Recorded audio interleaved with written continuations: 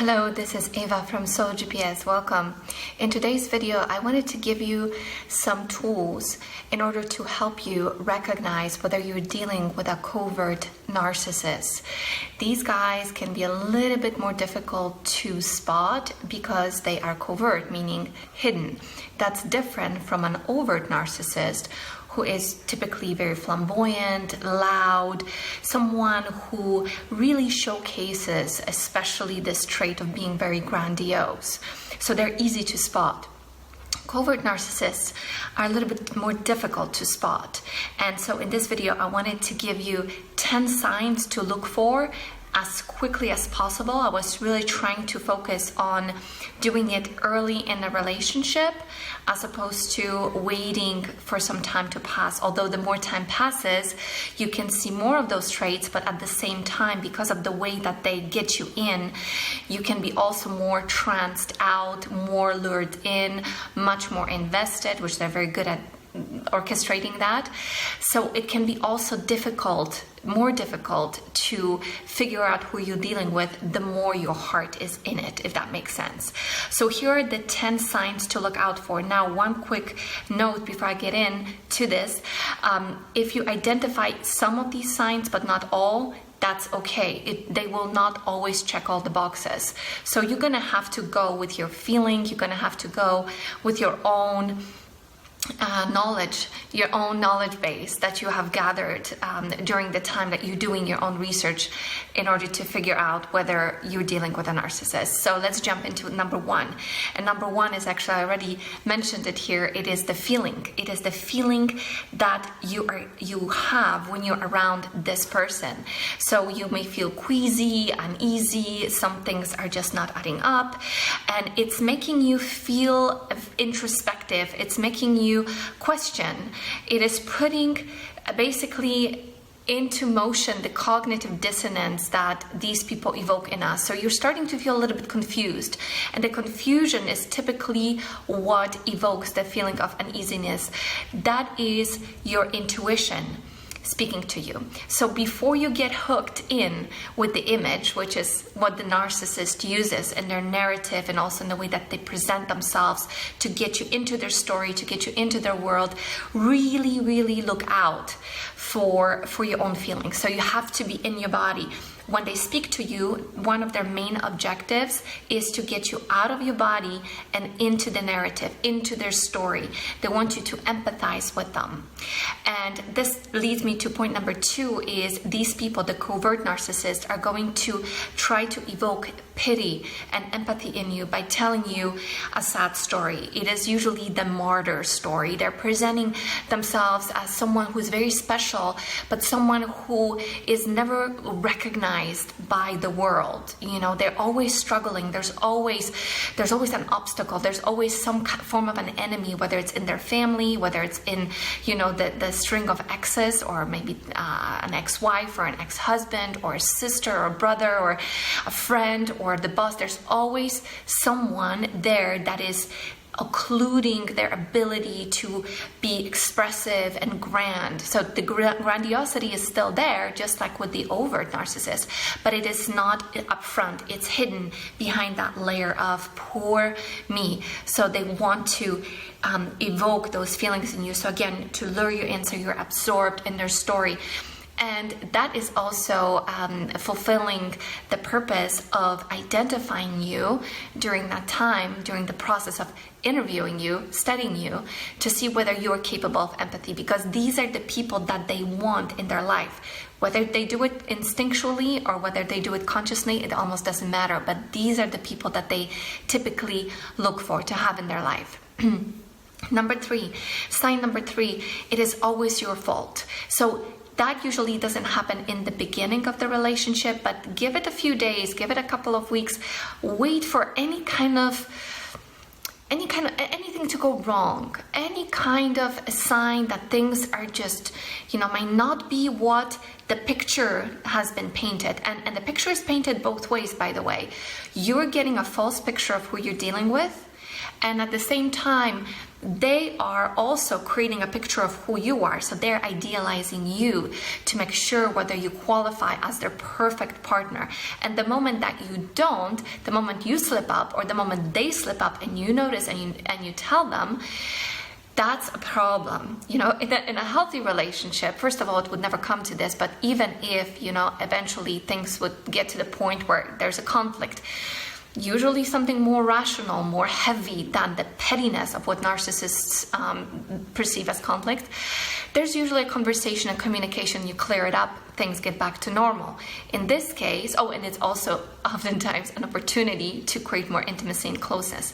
In the case with the narcissist, it's like, it's the end of the world. It's like the smallest blimp on the radar, the smallest problem, the smallest issue becomes a huge problem that they're going to be dragging on for a long time.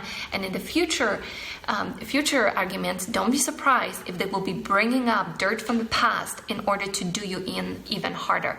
So it's always your fault. Number 4, this can come a little bit earlier in the relationship and it will wane over time. It will still come to the surface when they feel like they're losing you, and that is they make you feel chosen, they make you feel special, that you are with them. You are the one that has won the lottery because you get to be with the person who's so special, and you just even know like you're dealing with like a messiah. They often have, the men especially, they tend to have the messiah complex. My 2 covert narcissists had that. They felt like they were the world's saviors. They had so much to offer. And at first it looked innocent and very good and appealing. But eventually, the more you look under the covers and the more you hear about their story, it becomes very weird, very pathological. Like they literally think that they're one of the handful in the world that are chosen for some grand mission. It's crazy. So look out for that. They are striving to make you feel like you're in the center of their world. They do that because they also do feel indeed like they're that special. So it's going to create that feeling of rush and excitement and adrenaline. So then when they withdraw and you're suddenly not getting the texts, not getting the calls as often as you used to, you're going to feel a sense of emptiness. So look out for that. Number 5, they tend to have a spiritual bent.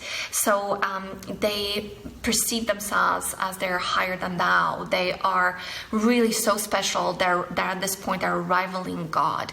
And this is becoming very common these days because of the world we are living in, the culture as it's changing, it's getting more blurry. There are people talking about us living in a simulation. I mean, there are people that the mind is a simulation. I mean, the reality, I wouldn't say so, but if somebody wants to believe that, have at it and enjoy your time alone, because if you're living in a simulation, you're probably the only one in your game. So spiritual narcissists tend to say these things. They literally live in a delusion. So look for spiritual bent, look for them drawing from different spiritual practices, and again positioning themselves higher than thou, higher than God. So look out for that, because normal people, can be citing from the Bible, can be citing from other holy texts, can be deeply spiritual. That doesn't make them covert narcissists.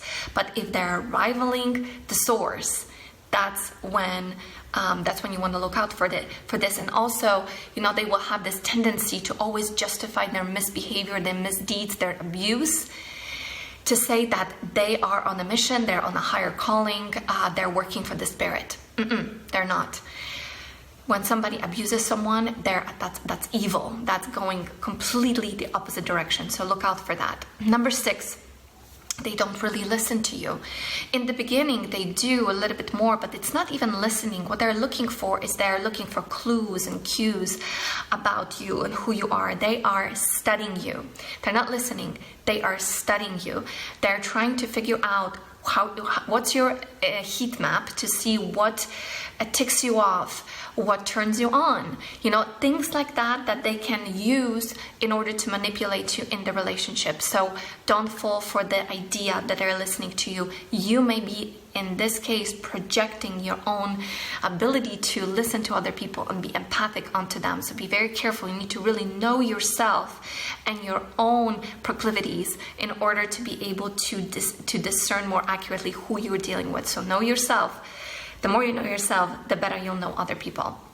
Number 7, they make you react and they don't empathize. This has happened to me. Oh gosh, it's so painful in both cases, and a lot, especially in my first long relationship with a covert narcissist.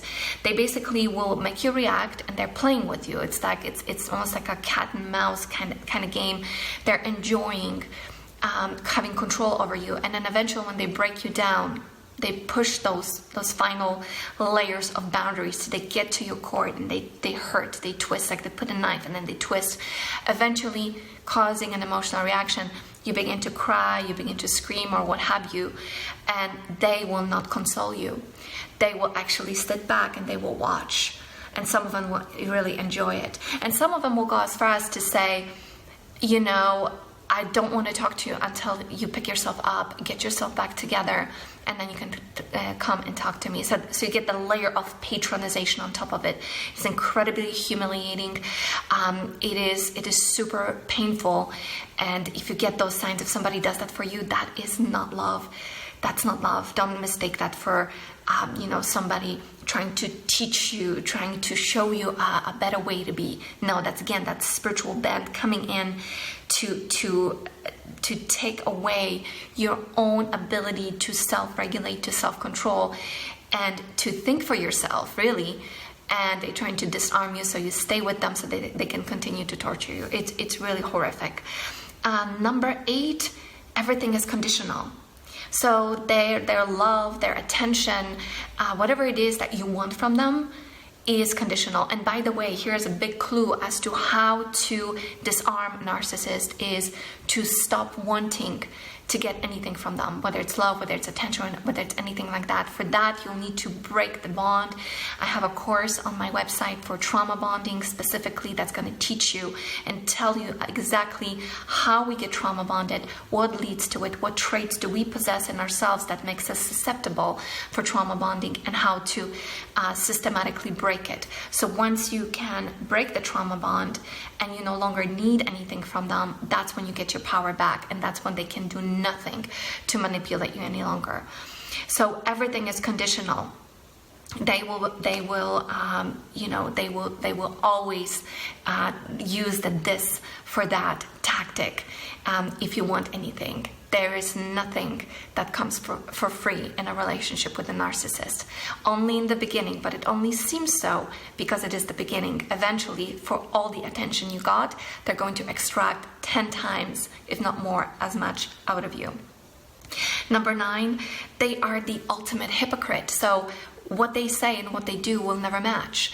They have so much to say about other people. They have so many criticisms. Typically, they're very, very judgmental, but they don't follow their own advice. They don't follow what they deem to be an exemplary human. They don't, because they don't feel deep inside that these rules apply to them. And finally, number 10, they are obsessed with paradigms, with the big picture.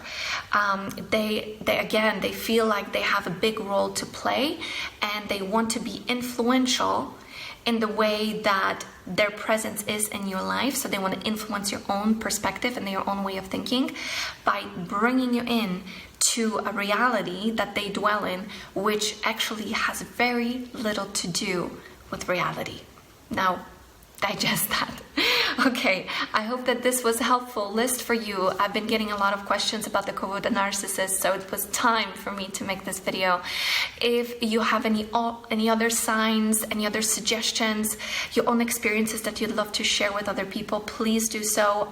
This community is growing, and I really appreciate your presence and your involvement. I thank you so much, and I send you lots of love and empathy if you are one of these people, who are going through this.